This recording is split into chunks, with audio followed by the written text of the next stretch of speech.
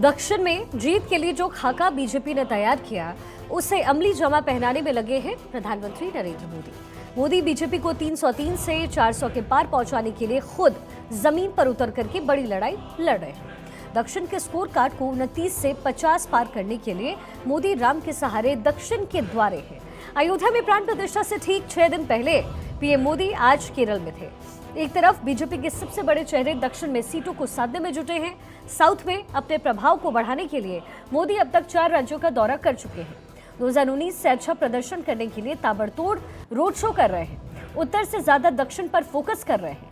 वहीं इंडी गठबंधन उत्तर में सीट बंटवारे में अभी तक उलझा है। उत्तर प्रदेश हो, बिहार हो, पंजाब हो या फिर दिल्ली, अब किसी भी राज्य में सीट बंटवारे का अब तक कोई फॉर्मूला तय नहीं हुआ। वहीं मोदी साउथ की 130 सीटों पर विजय पताका फहराने के लिए मंदिर मंदिर परिक्रमा कर रहे हैं। आंध्र प्रदेश में राम स्तुति करने के बाद केरल में उनकी राम भक्ति एक बार फिर से नजर आई। आज प्रधानमंत्री मोदी ने सबसे पहले त्रिशूर के गुरुवयूर मंदिर में विशेष पूजा अर्चना की। पीएम फिर से पारंपरिक साउथ इंडियन परिधान में नजर आए। गुरुवायूर मंदिर में पीएम मोदी को भगवान की मूर्ति भेंट की गई। पीएम मोदी यहां पर अभिनय जगत के से राजनीति में आए सुरेश गोपी की बेटी के विवाह समारोह में भी शामिल हुए। इसके बाद पीएम गुरुवायूर मंदिर से निकल केरल में भगवान राम के मशहूर त्रिप्यार श्री रामास्वामी मंदिर पहुंचे। ये मंदिर भी त्रिशूर में ही है। यहाँ प्रधानमंत्री नरेंद्र मोदी ने पूजा अर्चना की और इस मंदिर का संबंध भगवान कृष्ण और द्वारका नगरी से है। त्रिप्यार श्री रामास्वामी मंदिर भगवान राम को समर्पित है और इस मंदिर में भगवान राम की 6 फुट ऊंची प्रतिमा है। केरल में प्रधानमंत्री नरेंद्र मोदी ने आस्था और विकास के समागम का उदाहरण एक बार फिर से पेश किया। मंदिर में दर्शन पूजन करने के बाद प्रधानमंत्री मोदी ने कोची में राज्य को 4000 करोड़ की सौगात दी। पीएम मोदी ने कोची में पोत परिवहन और जलमार्ग से संबंधित 3 परियोजनाओं का उद्घाटन किया। 2024 के लिए प्रधानमंत्री दक्षिण से वोट जोड़ रहे हैं क्योंकि उन्हें पता है अगर 400 का आंकड़ा पाना है तो दक्षिण में दिल जीतना होगा। ऐसे में पीएम मोदी दक्षिण की जनता का मन टटोलने के लिए 1 महीने में अब तक 4 दक्षिण के राज्यों का दौरा कर चुके हैं। 2 से 3 जनवरी को तमिलनाडु, केरल, लक्षद्वीप गए। 16 और 17 जनवरी को आंध्र प्रदेश और केरल का दौरा किया। 1 महीने में प्रधानमंत्री ने 2 बार केरल का दौरा कर राहुल गांधी और लेफ्ट दोनों को साफ साफ संदेश दिया कि इस बार केरल में उनकी राह आसान नहीं होने वाली है।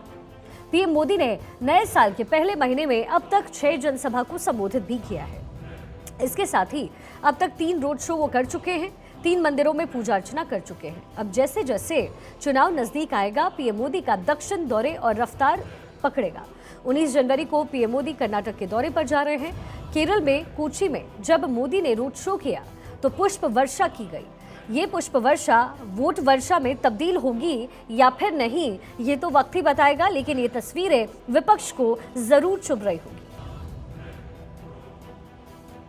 ये सौभाग्य की बात है कि अयोध्या में राम मंदिर की प्राण प्रतिष्ठा से कुछ दिन पहले ही मुझे त्रिप्रायर के श्री रामस्वामी मंदिर के दर्शन करने का अवसर मिला।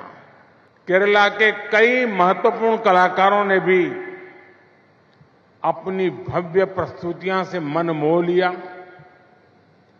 केरला वासियों ने वहां कला, संस्कृति और अध्यात्म का ऐसा वातावरण बना दिया जैसे पूरा केरला ही अवधपुरी है।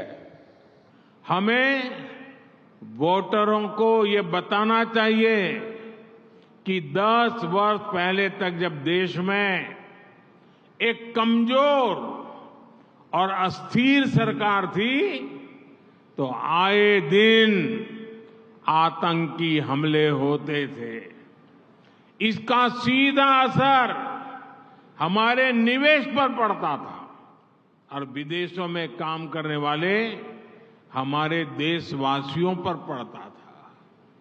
हमें उन्हें बार बार बताना होगा कि एलडीएफ, यूडीएफ का इतिहास किस तरह घोटालों का रहा है, भ्रष्टाचार का रहा है। क्या दक्षिण में मोदी की भक्ति से जीत की शक्ति मिलेगी? बीजेपी ने अपना पैन इंडिया प्लान एक्टिव कर लिया है और इसकी धुरी में दक्षिण के वो राज्य है जहां बीजेपी खाता भी नहीं खोल पाई। 2019 के नतीजों पर अगर नजर डालें तो आंध्र प्रदेश में बीजेपी का स्कोर 0 रहा, केरल में भी 0 रहा, तमिलनाडु में भी खाता नहीं खुला और वही हाल लक्षद्वीप, दादरा नगर हवेली और अंडमान निकोबार का था। दक्षिण भारत के 5 राज्यों में कुल 130 लोकसभा सीटें, जिसमें से बीजेपी 2019 के चुनाव में महज 29 सीटें ही जीत पाई। इनमें 29 में से 25 सीटें अकेले कर्नाटक से आई और 4 सीटें तेलंगाना में मिली। बीजेपी ने इस बार 400 पार का टारगेट सेट किया है, लेकिन सवाल है कि मोदी को इतनी सीटें आखिर आएगी कहां से। बीजेपी ने इसके लिए फोकस किया है उन दक्षिण के राज्यों का जहां वो अब तक कभी नहीं जीती और इसके लिए मोदी अयोध्या और आंध्र प्रदेश की दूरी को मिटा रहे हैं। मोदी राम लहर को लेकर के दक्षिण में पहुंच गए, जिससे वोटों का बढ़ना लगभग तय माना जा रहा है। 2014 में बीजेपी को 282 सीटें मिली थी और वोट शेयर था 31%। वहीं 2019 में बीजेपी को 303 सीटें मिली और वोट प्रतिशत रहा 37.36%।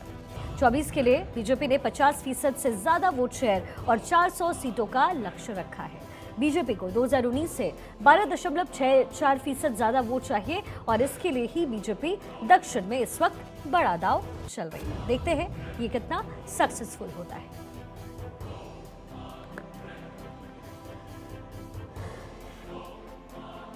वहीं 22 जनवरी को अयोध्या में प्राण प्रतिष्ठा से पहले प्रधानमंत्री मोदी दक्षिण के 2 और राज्यों के दौरे पर जाने वाले हैं। 19 जनवरी को मोदी कर्नाटक के शोलापुर में कई विकास परियोजनाओं का शिलान्यास करेंगे।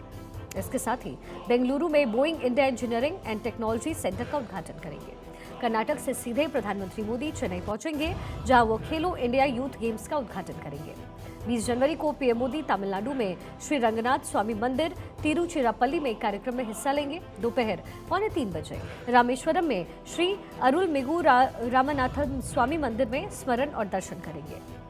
इसके बाद दोपहर में विभिन्न भाषाओं में रमन पथ में हिस्सा लेंगे। शाम को भजन संध्या कार्यक्रम में वो हिस्सा लेंगे। रात को चेन्नई श्री रामकृष्ण मठ में रुकेंगे। 21 जनवरी की सुबह अरिचल मुनई में दर्शन और पूजन अर्चन करेंगे। उसके बाद सुबह 10:30 बजे कोतांड्रम स्वामी मंदिर में दर्शन और पूजन प्रधानमंत्री मोदी करने वाले हैं। तो दक्षिण को साधने की जो कोशिश है वो पीएम द्वारा यहाँ पर की जा रही है। मोदी का ये है मिशन साउथ।